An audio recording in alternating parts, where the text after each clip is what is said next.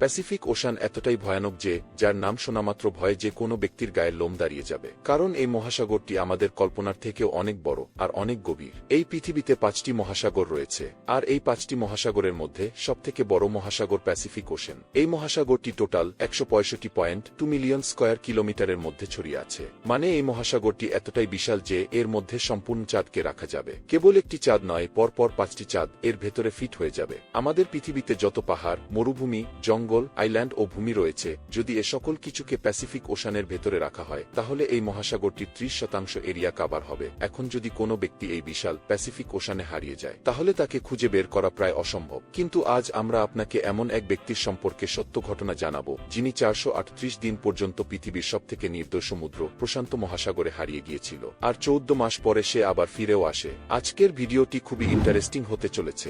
বন্ধুরা, চ্যানেলটি সাবস্ক্রাইব করার অনুরোধ রইল। কথা না বাড়িয়ে চলুন শুরু করা যাক।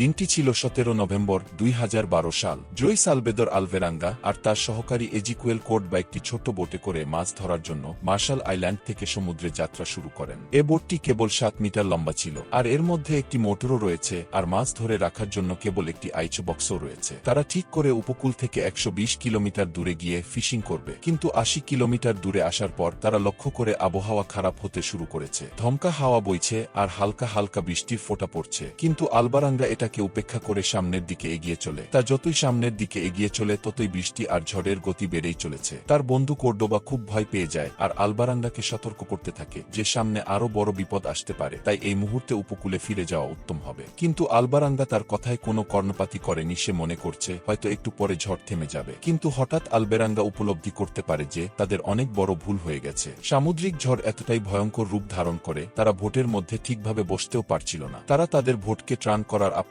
চেষ্টা করতে থাকে, কিন্তু ততক্ষণে অনেক দেরি হয়ে গেছে। তাদের ছোট্ট ভোটটি সমুদ্রের বড় বড় ঢেউয়ের কবলে আটকে পড়েছে। প্রায় 100 গ্যালন পরিমাণ সমুদ্রের জল তাদের ভোটে ভর্তি হয়ে যায়। ভোটের অবস্থা খুবই খারাপ, টলমলো করতে থাকে, যে কোনো সময় উল্টেও যেতে পারে। ভয় আর চিন্তায় এই সময় আলবারাঙ্গা একটি সিদ্ধান্ত নেয়। তাদের বোটে থাকা যা কিছু রয়েছে সব কিছুকে জলে ফেলে দেয়, এমনকি তাদের খাবারকেও। আর একটি পাত্রের সাহায্যে জমে থাকা জলকে ক্লিয়ার করার প্রাণপণ চেষ্টা করতে থাকে। এই শক্তিশালী সামুদ্রিক ঝড়টি প্রায় টানা 5 দিন ধরে চলতে থাকে। ঢেউয়ের ঝাপটায় তাদের বোটের ইঞ্জিন নষ্ট হয়ে যায়। সেই সাথে যত ইলেকট্রনিক্স ইকুইপমেন্ট রয়েছে, জিপিএস, রেডিও, সবকিছুই নষ্ট হয়ে যায়। যদিও ইকুইপমেন্ট নষ্ট হওয়ার পূর্বে আলবারাঙ্গা তার বসকে সিগন্যাল পাঠিয়েছিল, কিন্তু জিপিএস না থাকায় তাদের লোকেশন খুঁজে বের করা অসম্ভব ছিল। তার বস একটা বড় search and rescue operation launch করে, কিন্তু তখনও ওয়েদার কন্ডিশন খুবই ভয়ানক ছিল। 7 মিটার লম্বা একটি ছোট্ট বোট যার মধ্যে কোনো লাইফস নেই, আর বড় বড় ঢেউয়ের মাঝে হারিয়ে যাওয়া ছোট্ট বোটকে খুঁজে বের করা রেস্কিউ টিমেরও কাছে একটি অসম্ভব কাজ ছিল। তারা ভেবে নিয়েছে হয়তো 2 ফিশারম্যান অলরেডি মারাও গিয়েছে। 3 দিন ধরে সার্চ অপারেশন চালানোর পর নিরাশ হয়ে তারা ফিরে আসে। এদিকে আলবারাঙ্গা আর কোর্ডোবা ঝড় থেকে বাঁচতে আইচ বক্সের ভিতর গুটি মেরে বসে থাকে। তারা ছিল খুবই ক্ষুধার্ত, গায়ে দুর্গন্ধ বেরোচ্ছে আর ঠান্ডায় ঠক ঠক করে কাঁপতে থাকে। বক্স থেকে বেরিয়ে তারা লক্ষ্য করে চতুর্পার্শ্বে কেবল সমুদ্র আর সমুদ্র। তাদের কোনো ধারণাই নেই যে তারা এখন সমুদ্রের কোনো পয়েন্টে রয়েছে। তাদের কাছে দূরবীন নেই, কাটা কম্পাসও নেই। তারা খুব ভালোভাবেই বুঝতে পারে এই বিশাল সমুদ্রে তারা এখন হারিয়ে গেছে। এই সময়টায় তারা উপকূল থেকে প্রায় 450 মাইল দূরে ছিল, কিন্তু তারা জানে না যে তারা কোনো দিকে যাবে আর কিভাবে যাবে, কারণ তাদের বোটের ইঞ্জিন অলরেডি বন্ধ হয়ে পড়ে আছে। এখন তাদের কাছে না রয়েছে খাবার, না রয়েছে পান করার জন্য জল, আর না রয়েছে ফিশিং কেয়ার। এভাবে 5 দিন কেটে যায়, আর তারা ঘন্টার পর ঘন্টা তাদের হাতকে জলে ডুবিয়ে রাখত। আর যখন কোনো মাছ তাদের হাতের আশেপাশে আসত তারা সঙ্গে সঙ্গে ধরে নিত।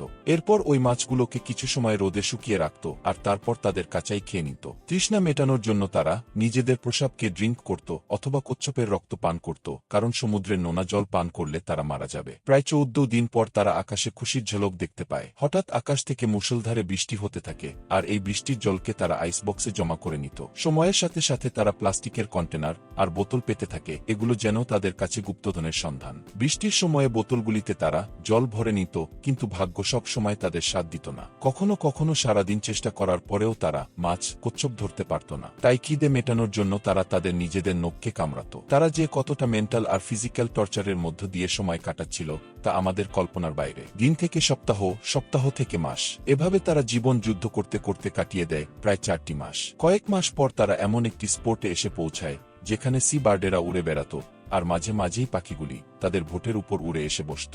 তখন তারা এই পাখিগুলিকে ধরে খাওয়া শুরু করে। এই সি বার্ডগুলি ছিল খুব ইউজফুল, কারণ যখন পান করার জন্য বৃষ্টির জল থাকত না, এই বার্ডগুলি তখন তৃষ্ণা মেটানোর জন্য কাজ করত। কয়েকদিন ধরে তারা কাঁচা পাখির মাংস খাওয়ার পর কোটবা খুব অসুস্থ হয়ে পড়ে, কারণ একটি পাখির পেটে ছিল বিষাক্ত সামুদ্রিক সাপের অবশিষ্ট।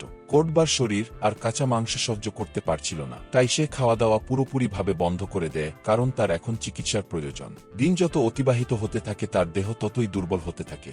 আর একদিন হঠাৎ করে কোটবা মারা যান। কোটবার মৃত্যুতে যেন আলবারাঙ্গার উপর আকাশ ভেঙে পড়ে। গত 4 মাস ধরে তারা দুজনে একসাথে এই অগ্নিপরীক্ষায় ফাইট করে আসছিল। ক্ষুধা, তৃষ্ণা, ভয়, খারাপ ওয়েদার সবকিছুই তারা দুজনে একসাথে ফেস করত। কিন্তু তারা দুজনেই সঙ্গী থাকায় কঠিন লড়াইকে হাসতে হাসতে জয় করে নিত। কিন্তু কোটবার মৃত্যুতে আলবারাঙ্গা কেবল তার একমাত্র সঙ্গী হারায়নি, বরং পুরোপুরি মানবজাতি থেকে সম্পূর্ণ বিচ্ছিন্ন হয়ে যায়। আর এখন থেকে আলবারাঙ্গা ফেস করতে চলেছে মানবজাতির সবথেকে মারাত্মক শত্রু, সম্পূর্ণ বিচ্ছিন্নতা। আলবারাঙ্গা এই বিশাল সমুদ্রে একা সময় কাটানোর ভয় এতটাই তীব্র ছিল যে সে প্রথমে মেনে নিতে পারছিল না। সে প্রতিদিন কোটবার ডেড বডির সঙ্গে কথা বলতো, তার সঙ্গে হাসত আর তাকে জড়িয়ে ধরে কাঁদত। কিন্তু ধীরে ধীরে কোটবার ডেড বডি পচতে শুরু করলো। 1 সপ্তাহ পর আলভেরেঙ্গা বুঝতে পারে সে পাগল হয়ে যাচ্ছে, আর 8ম দিনে তার বন্ধুকে জলে ফেলে দেয়। এখন আলভেরাঙ্গা সমুদ্রে একা, জীবনযুদ্ধে লড়াই করে বেঁচে থাকা এবং তাকে সাহায্য করার মতো আর তার পাশে কেউ নেই। সে প্রতিটা মুহূর্ত জীবিত থাকার জন্য স্ট্রাগল করে চলেছে। রাতে শোবার সময় সে ভয় পেতে থাকে,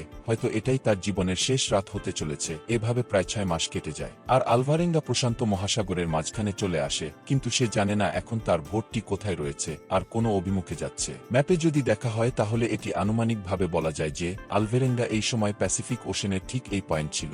আর সমুদ্রের এই পয়েন্টকে সবথেকে নির্জন বলে মনে করা হয়। এই জায়গাটিতে কার্গো শিপ খুব কমই পাস হয়। একদিন হঠাৎ সে দূরের দিকে একটি কার্গো শিপকে পাস হতে দেখে। প্রায় 6 মাস পর প্রথমবারের মতো জাহাজকে দেখতে পায়। আর এই জাহাজটিকে দেখা মাত্রই তার বেঁচে থাকার ইচ্ছা আবার জেগে ওঠে। কিন্তু এই জাহাজটা ছিল অনেক দূরে, এতটাই দূরে যে এত বিশাল জাহাজটিকে একটি ছোট্ট পিঁপড়ের মতো দেখতে লাগছিল। অথচ তার নিজের ভোটটা এতটাই ছোট যে যদি জাহাজের ক্রুরা তার দিকে তাকায় তাহলে নীল সমুদ্র ছাড়া আর কিছু দেখতে পাবে না। তার কাছে কোনো ফেয়ার গান ছিল না, কোনো সিগন্যাল নেই, তবুও দুর্বল শরীর নিয়ে অসংখ্যবার চিৎকার করতে থাকে। কিন্তু তার আর্তনাদ ধীরে ধীরে বাতাসে মিশে যায়, আর সেটি ধীরে ধীরে তার দৃষ্টির বাইরে চলে যায়। 11 মাসের মধ্যে আলবারাঙ্গা উপকূল থেকে প্রায় 8000 কিলোমিটার দূরে চলে আসে। এতদিন ধরে এক্সট্রিম মেন্টাল আর ফিজিক্যাল টর্চার সহ্য করতে করতে এখন সে কেবল মৃত্যুর জন্য অপেক্ষা করছে। একদিন সকালে যখন সে ঘুমাচ্ছিল, হঠাৎ এক ঝাঁক পাখির ডাকে তার ঘুম ভেঙে যায়। সে দেখে তার মাথার উপর অনেকগুলি পাখি উড়ে বেড়াচ্ছে, কিন্তু এগুলি কোনো সি বার্ড নয়, কারণ সি বার্ড তার কাছে কমন প্রাণী যা সে এতদিন খেয়ে তার তৃষ্ণা মিটিয়ে আসছে।